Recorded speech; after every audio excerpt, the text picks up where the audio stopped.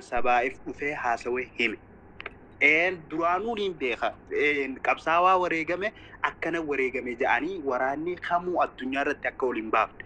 Garuutu kuni ammoo ustaaza keenya kan munshida ta'e nama jabaa waan ta'eef dirqama gaafachuun gaafatanii ammoo nuu hime itti sheenawaati itti aaraa duutisaa akka waan du'a lammaffaatii jee nuu himee jira. Obboleessa keenya.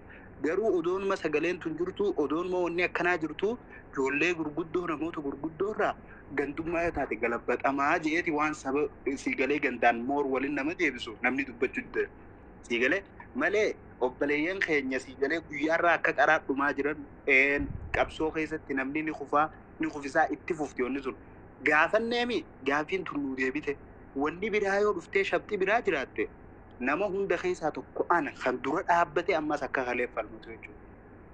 Saba Oromootiif siigalee hawaasa Oromoo waan walitti tokkoomsu waan wal jaalachiisu waan walitti fidu haasawaa deemu madaan akkuma jirtu ta'ee naasir kiyya siigalee gaafachuun dirqama karaa seera qabeessaatiin waan nu afaanii bahuuf waan barreessinu itti xiinxalaa itti yaadaa akka gaarii qabuun tanaan jaanee hedduun dheeressuuf firoomsaa kiyya firoon. Ayyee galatoome ulfaadhu takkitti bicha jaaleen nunaan jettan qaalicharra ibsa baase kana Facebookii gubbatti.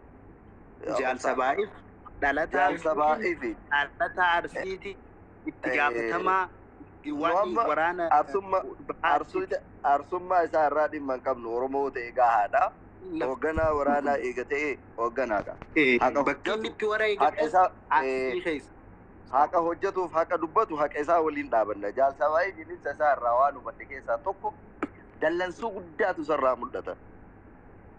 Dallansuu guddaa akkas taatanii abaarsafa rabbi sinaa argu dhiigni isaa akkasii sinaa godhu waan jedhudha. Ibsa baasa taanaan hooggana waraanaa taataanaan hooggana waraanaa taataanaan hoogganni waraanaa disipiliinii ittiin haasa'u qaba.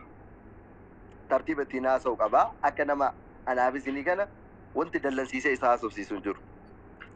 Tasgabbaahee akka nama ajajaa waraanaa tokkotti dhufee wanti ta'e kana guyyaa akkana ta'e dhugaan jiru kana jedhee deemuudha malee haasofni inni haasa'e akka kiyyatti xiinxala kiyyaatitti haasaa nuti tiktookii irratti haasofnu kan namni akka nama reefu aaree lolaa ture sanitti dhiigni isaa isin akkasaa godhu akkasii gadi buustanii namni ustaaz Kamaaliin namni gadi buusee hin jiru.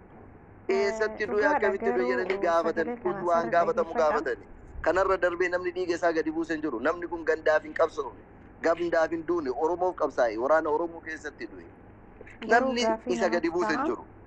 Dhufee miidiyaa gubbaa ajajaa waraanaa tosoo jedhamu nama abaaree nama arrabsee argitaniirtan hundi keessanuu dhageessaniirtan. Dhiigni isaa akkasii sinaa godhu, dhiigni isaa akkasii sinaa ta'u, maalii gootan akkasii gadi buustan jedhee deema. Ajajaa waraanaa ta'e tartiiba ittiin haasaantu jira. Ibsi inni baase anaaf madaalawaadhaa miti. Akkaataan inni itti baase illee ammoo akkaataa ibsa waraanaa fakkaatu natti hin fakkaatu. Walumaa galatti naan liqinfamne anaa akka kiyyatti waan biraa keessa deemee haasa'uun barbaadu. Ayyee firoomsaan itti deema garuu Naasir maal rakkoon jiru maal sitti fakkaate? Siviilii fi miilitarii gidduu adda addummaa jirus immoo beekuu danda'uudha qabna. Siviiliin dippiloomaatiidha. Namni siyaasaa dippiloomaatiidha. Militariin immoo agreesiivili dubbata. Agreesiivili yaada isaa ibsata. Jaalmarroos dubbattee ta'uu ta'e kanaan dura isin qawwee nuti dhukaaf nu fuuldura fiiddu. Akkasittiin gochuu hin qabdanii irra deddeebi'u. Akkasittiin gochuu hin qabdanii naamusa hin qabdanii mana jimaatii fi mana qamaatiitii naamusni keessan nu qaanessa saba kanaaf qabsoofnaallee jenneetu of nu gaafachiisaa jedheeti dubbataatii ture. Kana garuu Jawaar hin jedhu baay'ee kana garuu Gaash Bakkeen hin jedhani kana Jaaldaawwan isaa hin jedhan. Jaalmarroon fakkeenya kana dura yeroo haasa'u nama abaaruu rabbi sinaa balleessu akkasii naa godhu akkas taatan hin jedhu suuta dhufee waan haasa'ee dhimma ofii qofa irraa deema. Kun barakkaataan inni taase akka nama safara keessa haasa'uuti malee akka nama ajajaa waraanaa ibsa kennuuti itti miti bara nama abaaraa ture yuutirraas rabbi sinaa balleessu dhiigni isaa sinaa balleessu lafeen isaa sinaa horantu kana maaltu gahe watu waa dhamaatu gahe dhugaa qabda taanaan dhugaa kee qofarratti seeraan dhageeffatte bakka tanarratti deebisaan si deebisa dhiifama naa godhu dhiifama deebis maaliifin siin jenne firoomsaa garuu haa dubbatu bannaa saalfanne barbaa'ee sana bootaadhan si deebiseetiin gadhiisa saahiba kee inni ummanni dhiigni isaa isin haa waraanu jedhee komatu san ummata odoo beekuu siigalee mootummaarraa nyaatee hawaasa kanaaf siigalee ajandaa darbu jiru jedhe warri hawaasni qulqulluun garuu waan kanan beeyne akkanatti akka nuu hubattanii jee sirreessee jira haasawu isaa sirriitti hin dhageeffadhe waan ta'eef firoomsaatti fuuf. Galatooma irra caalatti wannan jechuu barbaadu tokkuma inni haasaa gara kamiiniyyuu dhufu keessatti waraanni bilisummaa Oromoo kana godhee bilisiginnaatu kana godhee nama kanaatu ajjeesee waan jedhamu keessatti irra caalatti wanti nuti irraa of eeguu qabnu keessa waraana bilisummaa Oromoo illee namoonni hedduun fuudhanii gandatti galchan. Waraana bilisummaa Oromoo illee fuudhanii ganda tokkoof galchan. Waraanni bilisummaa Oromoo illee kan ganda tokkooti illee miti. Gaafa duulatti ka'an gaafa wal fixiinsatti gaafa ka'amu waraana bilisummaa Oromoo illee gandatti galchan. Irra caalatti Wallaggatti galchan. Akka waan waraanni bilisummaa Oromoo Wallagga ta'e Wallaggatti galchanii Wallagga maqaa dhagan daayirektii ilmaan Wallagga akkas warri jedhamee dubbatamu ni jira jechuudha. Irra caalatti wannan kana jechuu barbaade maa inni abbaa feetan maqaa dhaati arrabsa jalmarroo maqaa dhaati arrabsa abbaa feetan maqaa dhaa garuu immoo maqaa gandaa maqaa Wallaggaa maal jedhamu sana isa sana irraa akka fagaatanis niin jedha. Irra jecha tokko ka ani mataa keessaa qabu ka obsaan xiqqoorraa naa tuqee jira. Gaafa dhiyoo kana alaabaan tiyyaa jedhee gareen takka alaabaan tun tiyyaa na jalaa hin tuqina ani immoo qofaatu iyyuu qabata gaafa jedhamu. Oromoon asirra jiru sooshaal miidiyaarra jiru karaa kamiiniyyuu haa ta'u duula gaha dhugaa jirtu jechuudha. Sirriitti itti himanii waan san gacallisiisan jechuudha. Maaliif jennaaniin alaabaan ta nama tokkoo waan hin ta'iniif. Akkuma lafti Oromiyaa ta nama tokkoo hin ta'in alaabaan sunis ta nama tokkooti miti ta uummata hundaati. Dhugaa nama kanaatillee ka gaafachuu qabu ummatuma Oromooti yoo namni yoo ufii isaaniitii wal ajjeesanis yoo bilisiginnaan ajjeestes ka biraa yoo ajjeeses ka gaafatu ummata Oromoo guutuudha malee ganda tokko natti hin fakkaatu yookiin nama dhuunfaa natti hin fakkaatu.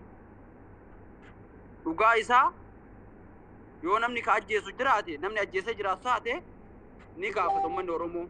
Garuu ammoo akka amma hundinuu akka fedhe haasa'u kanaan osoo hin ta'in fuudhanii maal jedhe tokko amma reeftan lolli iyyuu naannoo sana hin turre lolli Oromiyaa guutuu keessa ture waraanni Oromiyaa guutuu keessatti gadhiifameera.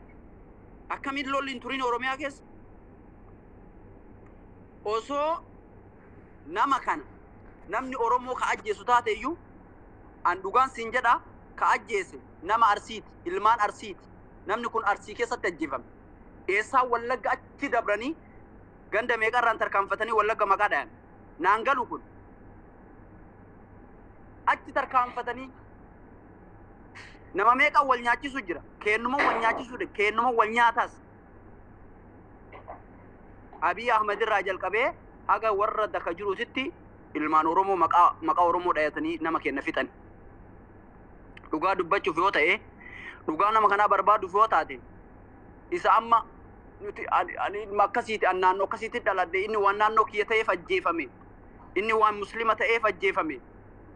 Jalqaba gaafa bosona seenullee amantaa muslimaa guddisuufi miti gaafa bosona seenuun ganda isaa guddisuufiitis miti Oromoo mataa ol qabuudhaaf Oromoof jedhee bosona seenu Oromoodhaaf akkasumatti Oromoodhaaf du'ellee nama kanaasumaa fuudhanii gandatti galchanii wajni kun baay'inaan garam jira osoo dubbiin tun dhugaa taate ijoollee warra nuti ilmaan Arsii ufin jedheetiin lolu kanarraa osoo dubbiin tun dhugaa taate akkuma haa caalu inni waan siidaa Minilik haa buqqa'u Minilik argitee diina Oromooti Oromoo harka cire Oromoo harma mure jedhee yeroo inni dubbate borumti osoo hin turin torbaan takka keessatti isa ajjeesan ummanni Oromoo guutuu waliin dhaabbatee dhugaa haa caalu eenyu akka ajjeesellee beekaa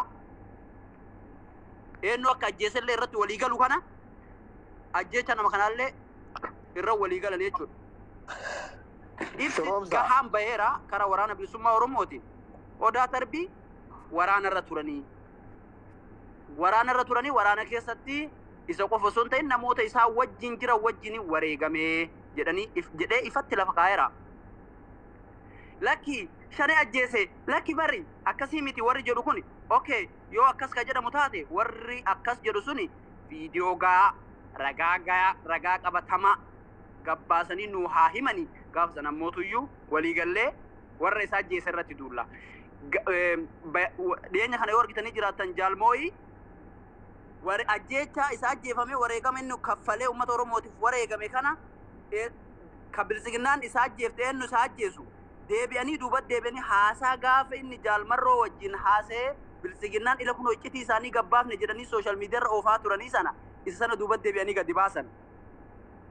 Kana dhugaan nama Firoomsaan gaafii siyaa gaafadhu wali qabdee deebistaa gaafii tokko siyaa gaafadhu. Okay, ni xumuradha. Kamaaliin siyaa gaafadhu wali qabee deebisi. Waa ni xumuradha. Kamaaliin jechuudha viidiyoo fake viidiyoo kunno waraana booji'an sana akkuma namni amma miidiyaarra reef dubbatee ture ajajaa waraanaa keessa viidiyoo durii baasaniitiin ila bar piikchara kana isaaniitu akkana godhee Kamaaliin harka duubatti ajjeese akkanatti dhugaan mul'atti moo? Kama nurraasaa jirru waraanni adda bilisummaa Oromoo dhaaba keenya waan ta'eef yookiin dhaaba mataa ofii danda'e waan ta'eef akka dhaabaatti irraasaa jirra. Ka amma ati jedhaa jirtu kun ammoo Wallaggatti ajjeese jedhan maali ajjeese jedhan kun waree safara keessaa waan ijoolleen sooshaal miidiyaa mataa ofii tiktookii yookiin laayivii mataa ofii banattee asirraa wacaa